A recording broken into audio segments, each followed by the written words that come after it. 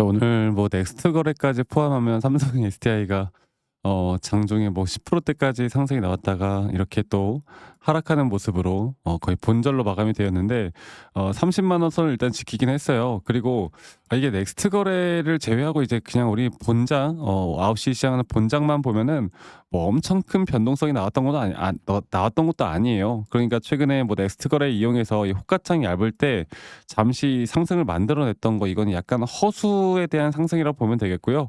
어 오늘 이 하락을 했잖아요. 근데 오늘 여러분들 우리나라 지수 어땠어요? 지수가 1.5% 큰 폭의 하락이 나왔어요. 그리고 오히려 이 AI 반도체 쪽이 삼성 SDI 이 하락보다 더 크게 나왔습니다.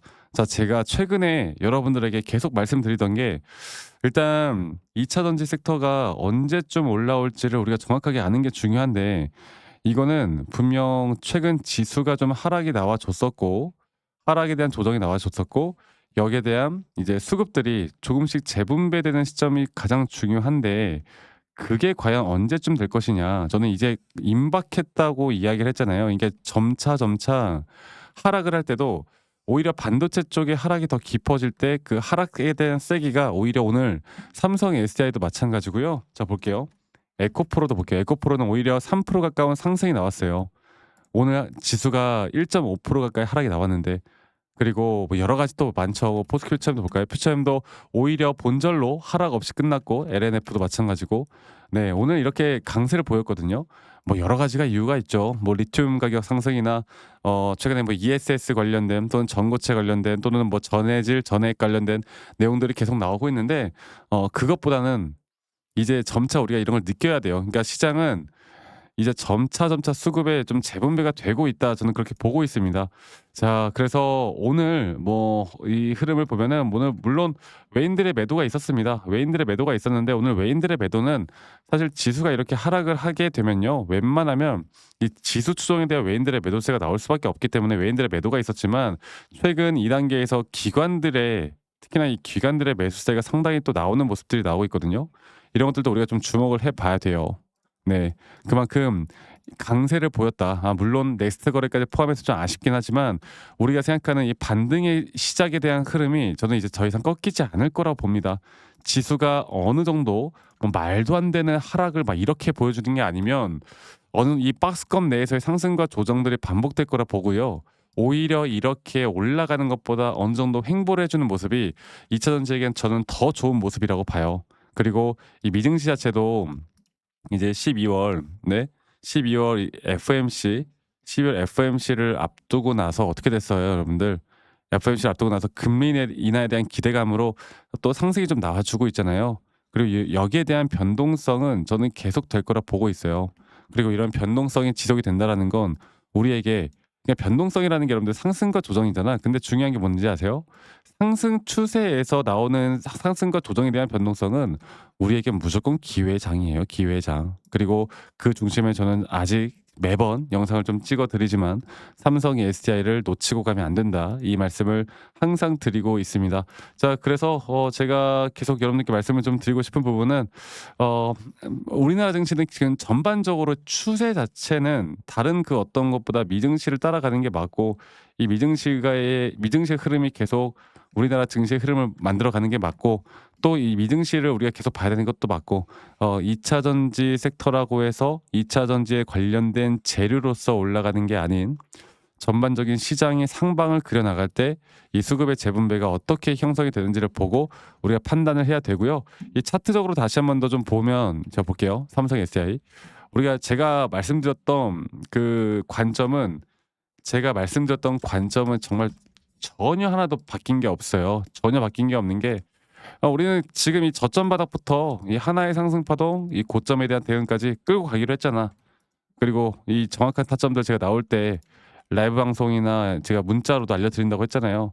그리고 최근에 이 4파 조정 단계가 여기 이 0.5 라인까지 떨어졌을 때, 만약 여기서 추가적인 하락이 한 번 더 있다? 이거는 진짜 기회야, 기회. 근데 이거 올지 안 올지 모르겠어요. 저는 솔직히 지금 이 조정 반등부터 제대로 된 상승이 나올 거라 보고 있거든요. 오히려 왔으면 좋겠는데 뭐 당연히 안 오는 것도 좋겠죠. 그러니까 사람들이 힘들어할 테니까. 근데 떨어져도 여러분들 떨어지더라도 그러니까 지수가 만약에 하락을 하면서 한 번 더 조정 타임이 오더라도 무조건 기회로 잡아야 됩니다. 그리고 최근에 이 추세가 나오기 전에 한 번 저점 이탈이 나올 때 오히려 RSI가 상승이 나오는 상승에 대한 다이버전 수건이 너무나 이쁘게 걸렸었고, 이 차트 매매하시는 분들이면 이 자리는 매수를 놓치면 안 되는 자리예요. 그리고 앞으로 이 상승 구간에 대한 이런 대응 구간들, 그러니까 등락폭들은 계속 될 거고요. 이런 등락폭들에 대한 대응을 우리가 어떻게 해 나갈 수 있느냐에 따라서 여러분들의 계좌의 수익이 뭐 50%가 될지 100%가 될지를 결정해 나간다라고 제가 이야기해 드리고 있죠. 이 부분들만 꼭 기억을 해 주셨으면 좋겠습니다. 아시겠죠?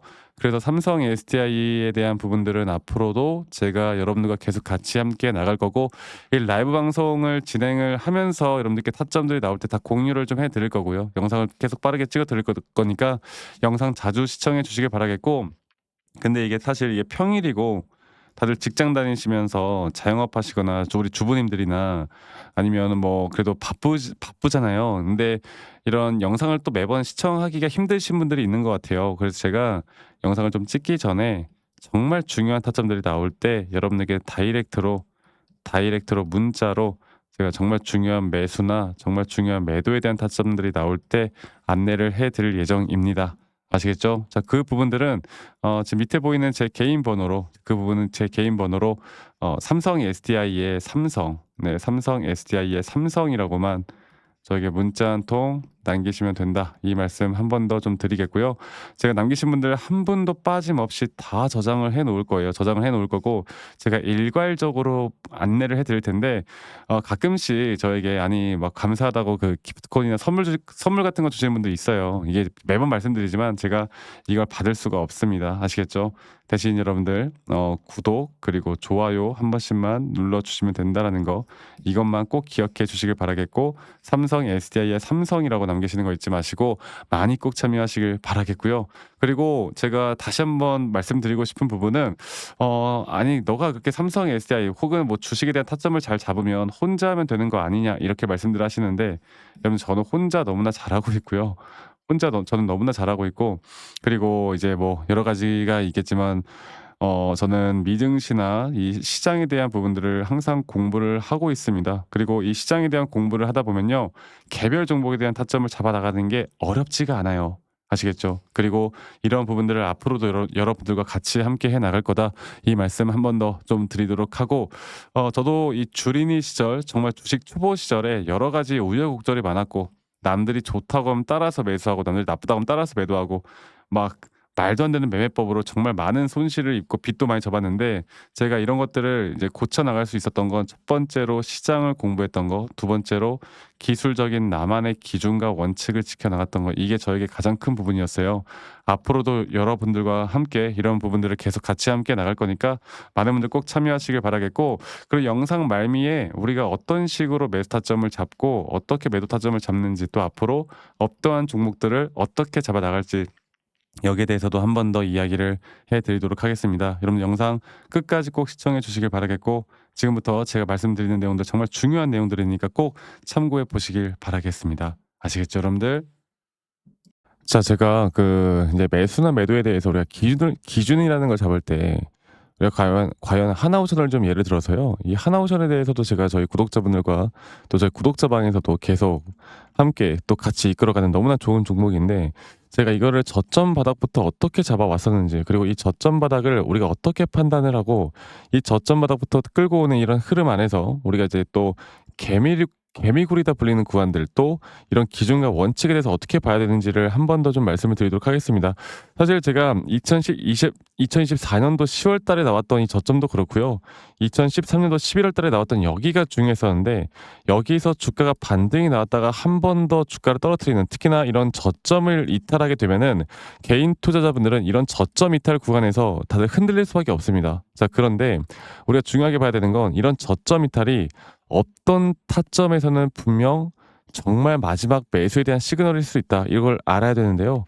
이때도 마찬가지로 제가 저점이 이탈이 되는 주가의 가격의 하락이 계속 나오는 구간에 분명 주가에 대한 가격은 하락이 나왔지만 이런 RSI가 올라가는 상승에 대한 다이버전스가 걸리면서 이제 이 구간만큼 2024년도 여기 구간만큼은 이제 우리가 무조건 끌고 가야 하는 구간이다. 그리고 상승에 대한 임펄스 파동으로 상승에 대한 파동은 항상 이런 어떻게 보면 등락폭들이 계속 반복되는 거고, 이런 등락폭들에 대해서 우리가 단기 고점과 저점들을 잡아 나가는 게 중요한 건데요.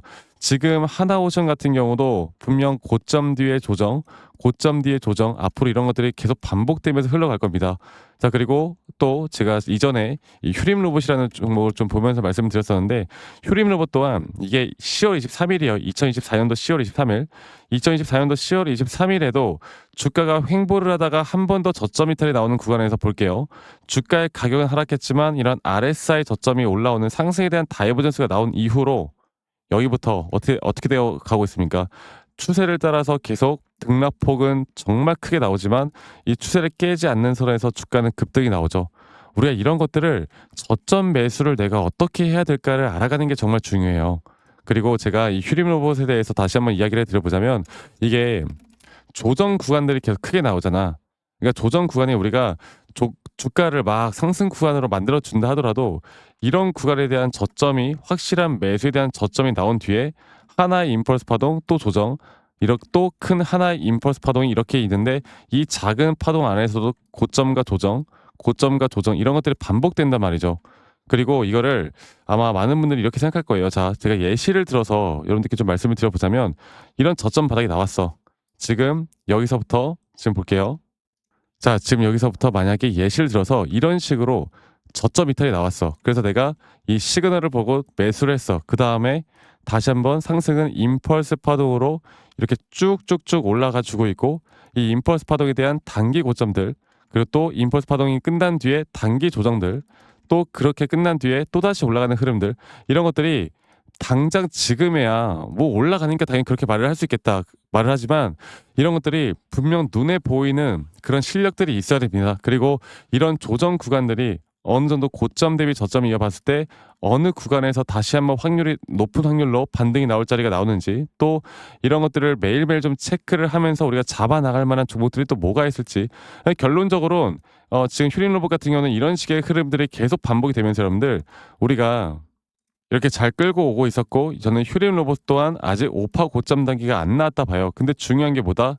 바로 우린 이제 이런 저점 바닥에서 나오는 종목들을 알아갈 필요가 있고, 제가 이런 확실한 저점 매수에 대한 부분들, 또 시장에 대한 흐름에 따라 앞으로 주목해 볼 만한 섹터들, 또 이런 종목들을 여러분들, 우리 구독자분들과 같이 함께 찾아 나가고 있습니다. 그래서 제가 여러분들께 다시 한번 말씀드리겠지만, 이런 종목들, 또 이런 우리가 히든 종목이라고 할게요. 저희 구독자방에도 많이 참여를 하시고, 이런 히든 종목들에 대해서 좀 공유받고 싶다라고 하시는 분들, 제가 정말 보고 있는 몇 가지 종목들을 같이 좀 공유를 해드릴 텐데, 이런 히든 종목에 대해서 공유받고 싶다라고 하시는 분들은 밑에 있는 번호로 저에게 히든이라고만 저에게 문자 한 통 남기시면 되겠고, 이러한 것들이 여러분들에게 앞으로 종목도 종목이겠지만 여러분들 스스로 타점을 잡아 나가고, 이런 종목들이 앞으로 올라가는구나, 이렇게 매수를 하는 거구나, 이런 방법과 노하우들도 알게 될 수 있는 아주 좋은 기회일 겁니다. 여러분들 히든이라고 문자 남기시는 것도 잊지 마시고 많이 꼭 참여하시길 바라겠고요.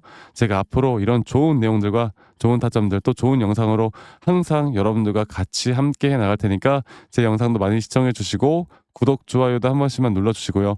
제가 앞으로 여러분들과 계속 이런 좋은 흐름 만들면서 우리 수익 같이 한번 내보는 시간을 가져보도록 합시다.